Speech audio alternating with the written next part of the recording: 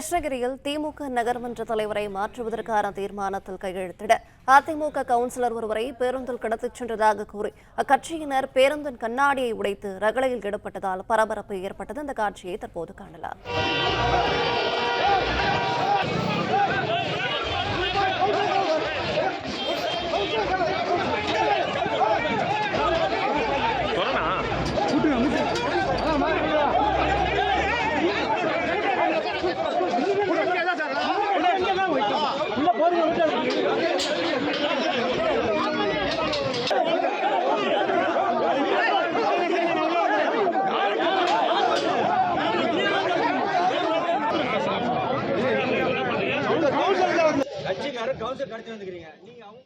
இது தொடர்பான கூடுதல் விவரங்களை செய்தியாளர் சத்யா வழங்க கேட்கலாம். சத்யா, வணக்கம். விவரங்களை சொல்லலாம்.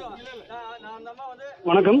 கிருஷ்ணகிரி நகராட்சி நகரமன்ற தலைவராக திமுகவை சேர்ந்த பரிதா நவாப் என்பவரும் அதேபோல் துணைத் தலைவராக சாவித்ரி என்பவரும் இருக்கின்றனர். இந்த நிலையில் கடந்த சில மாதங்களாக திமுக நகரமன்ற உறுப்பினர்களுக்கும் தலைவர் பரிதா நவாப்பிற்கும் இடையே மோதல் போக்கு நிலவி வந்தது. இதனால் நகரமன்ற தலைவரான பரிதா நவாப்பை மாற்ற வேண்டும் என கடந்த அக்டோபர் 16ஆம் தேதி 23 திமுக கவுன்சிலர்கள் ஒன்று சேர்ந்து நம்பிக்கையில்லா தீர்மானம் கொண்டு வர வேண்டும் என நகராட்சி ஆணையாளரிடம் மனு அளித்தனர். அந்த மனுவின் அடிப்படையில் இன்று வாக்கெடுப்பானது நடைபெறுகிறது. இந்த சூழலில் நம்பிக்கையில்லா தீர்மானம் வெற்றி பெற மொத்தம் உள்ள 33 கவுன்சிலர்களில் 27 பேர் ஆதரவு தேவைப்படுகிறது. இந்த நிலையில் திமுகவுக்கு ஆதரவாக 24 திமுக கவுன்சிலர்களும் அதேபோல் காங்கிரஸ், சுயேட்சை மற்றும் அதிமுக என தலா ஒரு கவுன்சிலர்களும் தற்பொழுது நகரமன்ற தலைவரை மாற்றக் கோரி ஆதரவு தெரிவித்துள்ளனர். இந்த நிலையில் இன்ப சுற்றுலா சென்றுவிட்டு இன்று வாக்கெடுப்பிற்காக நகராட்சி அலுவலகத்தில் ஒரே பேருந்தில் வந்த கவுன்சிலர்களை அதிமுகவினர் முற்றுகையிட்டு வாக்குவாதத்தில் ஈடுபட்டனர்.